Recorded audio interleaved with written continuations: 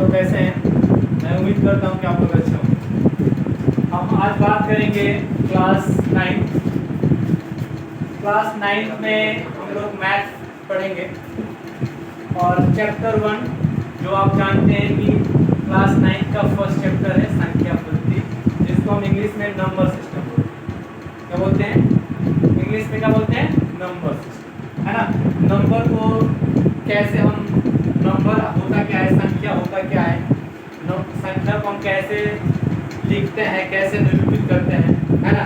संख्या होती क्या है, इस पे आज हम बेसिक उसका परिचय देंगे। आज के वीडियो में हम संख्या को समझेंगे कि संख्या है, ठीक है। तो हम सबसे पहले जानेंगे कि संख्या है। तो हम लोग देख रहे हैं कि कह रहे हैं कि संख्या एक अंदाज है, संख्या एक आइडिया है, जिसको कहेंगे कि संख्या एक अंदाज है जिससे हमें इस बात का ज्ञान होता है, जिससे हमें इस बात का ज्ञान होता है कि किसी समूह में कितनी वस्तुएं हैं।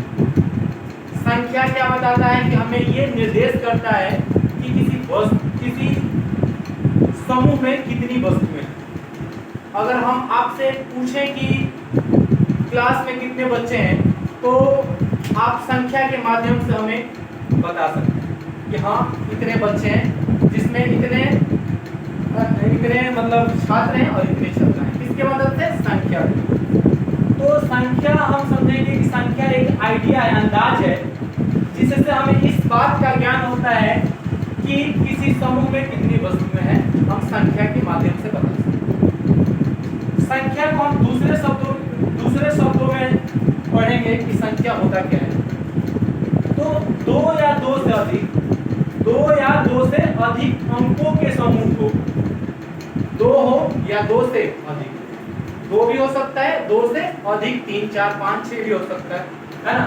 तो कह रहे दो या दो से अधिक अंकों के संग्रह को, यानी संग्रह मतलब एक साथ, को हम क्या बोलते हैं? संख्या। यानी कि दो या दो से अधिक अंकों के संग्रह को हम क्या बोलेंगे? संख्या बोलेंगे। क्या बोलेंगे? संख्या। जैसे यहाँ पे 1 2, तो ये क्या बन गया? 12 बन गया। यहाँ पे 2 5 एक साथ, तो ये 25 बन गया। यहाँ पे 3 अंक है, 1 3 7, तो ये 137 बन गया। यहाँ पे 4 0 5 और 7 है, तो इससे बन गया 4057। यहाँ पे देख रहे हैं कि 4 3 5 4 है, तो यहाँ पे हो जाएगा कितना? 8354। यानी ये क्या है कि अंकों का संग्रह हुआ है। अंकों को एक साथ हम लिखे हैं, यानी अंकों को एक जगह लिखे हैं, ये अंकों का संग्रह हुआ है, उसको क्या बोलेंगे आप? संख्या बोलेंगे। तो पूछे कि दो संख्या क्या है, तो आप बताएंगे दो या दो से अधिक अंकों के संग्रह को क्या बोलते हैं? संख्या। क्या बोलते हैं? संख्या बोलते हैं। जैसे कि अब देखिए, यही चीज हम देख रहे हैं कि यही 1 2 को हम अलग अलग करके लिखेंगे, यानी जो भी अंक है, जो भी डिजिट है, उसको हम अलग अलग करके कॉमा के माध्यम से लिखेंगे, तो वो संख्या नहीं, वो क्या होगा? संख्या नहीं होगा। जैसे यहाँ पे 1 2, ये संख्या नहीं, क्या है ये? संख्या नहीं। जैसे यहाँ पे 2 5 अलग अलग है, तो ये क्या है? संख्या नहीं। जैसे यहाँ पे 1 3 7 क्या है? संख्या नहीं, क्योंकि इसको हम क्या किया? अलग अलग किए। ये तो संग्रह नहीं है ना, संग्रह का मतलब एक साथ, है ना। तो अंकों के संग्रह, यानी कि अंक साथ साथ रहेंगे, उसी को हम क्या बोलेंगे? संख्या। तो यहाँ पे 4 0 5 7 ये सब अलग अलग है, तो ये भी संख्या नहीं है। और यहाँ देख रहे हैं ये भी क्या है? अलग अलग है, तो ये भी संख्या।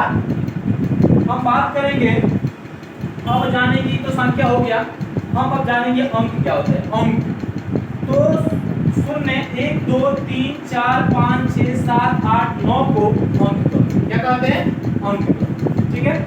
उसके बाद हम कहेंगे कि जिसमें 1 2 3 4 5 6 7 8 9, यानी कि 1 से लेकर 9 तक जितने भी अंक है, उसको हम बोलते हैं सार्थक अंक। क्या बोलते हैं? सार्थक अंक। और तथा 0 को असार्थक अंक। क्या बोलते हैं? 0 को असार्थक।